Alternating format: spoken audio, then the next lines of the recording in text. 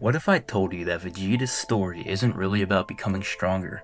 It's about something much deeper. On the surface, Vegeta is the proud prince of a warrior race who's obsessed with surpassing Goku.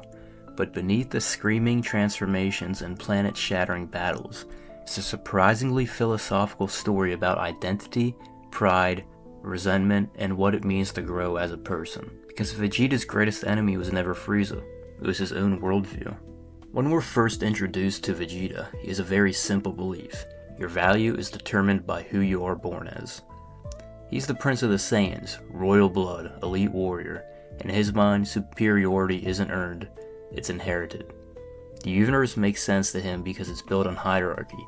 Some people are naturally above others. Then he meets Goku, and Goku completely breaks that worldview.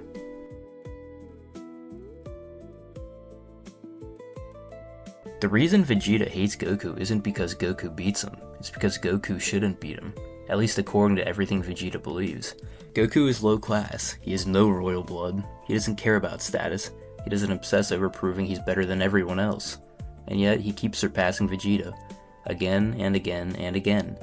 For Vegeta, this isn't frustrating, it's existential, because if Goku can outperform him despite being born inferior, then maybe Vegeta's entire understanding of worth is wrong.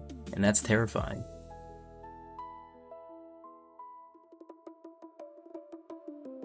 A huge part of Vegeta's journey is something that almost everyone can relate to: comparison. Think about it, Vegeta trains relentlessly. He sacrifices everything. He's disciplined, intelligent, and driven. But every time he reaches a new level, Goku somehow gets there too. Or goes beyond it. The result is that Vegeta can never enjoy his own achievements, because his self-worth depends entirely on being ahead of someone else. And that's a trap many people fall for in real life. You get their promotion, but sometimes someone else gets a bigger one. You achieve a goal, but someone on social media achieved more. You improve yourself, but there's always somebody better. When your identity depends on comparison, success never feels like success. And that's exactly where Vegeta lives for the most of Dragon Ball.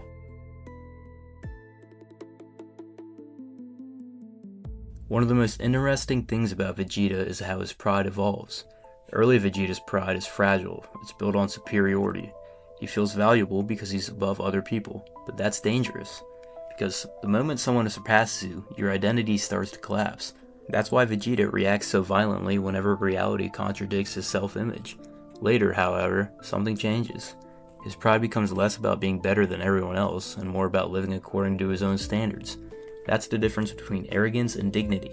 Arrogance says, I matter because I'm above you. Dignity says, I matter regardless of where I stand compared to you. And Vegeta slowly moves from one to the other.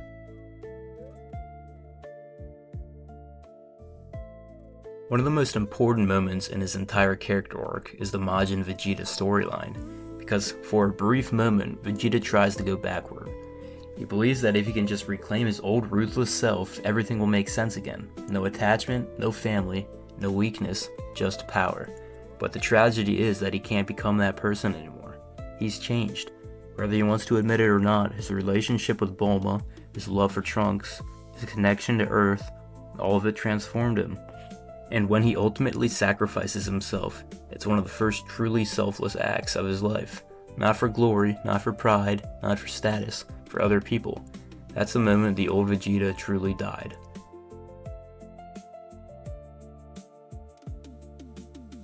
What's fascinating is that Vegeta never actually becomes Goku.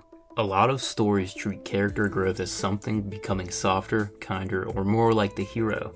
But Vegeta keeps his personality. He's still intense, still proud, still stubborn, still competitive. The difference is that those traits stop controlling him. He learns to direct them.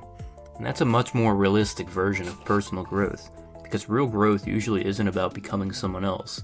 It's about becoming a better version of yourself. At its core, Vegeta's story asks a simple question. Who are you when the thing you've built your identity on is taken away? For Vegeta, the thing was superiority. For other people, it might be success, status, talent, intelligence, or money. The lesson of Vegeta is that life built entirely on being better than others is unstable. Eventually someone will surpass you, eventually reality will challenge your self-image. The only lasting thing is to find value beyond comparison. And that's why Vegeta's greatest transformation wasn't Super Saiyan, or Super Saiyan Blue, or Ultra Ego. It was just learning that his worth didn't come from being above everyone else. It came from becoming the person he chose to be. And that's what makes Vegeta one of the most philosophical characters in Dragon Ball. If you enjoyed this breakdown, subscribe for more anime philosophy and character analysis. Is Vegeta's journey ultimately about pride, or about learning to let pride go? Thank you all for watching. Until next time.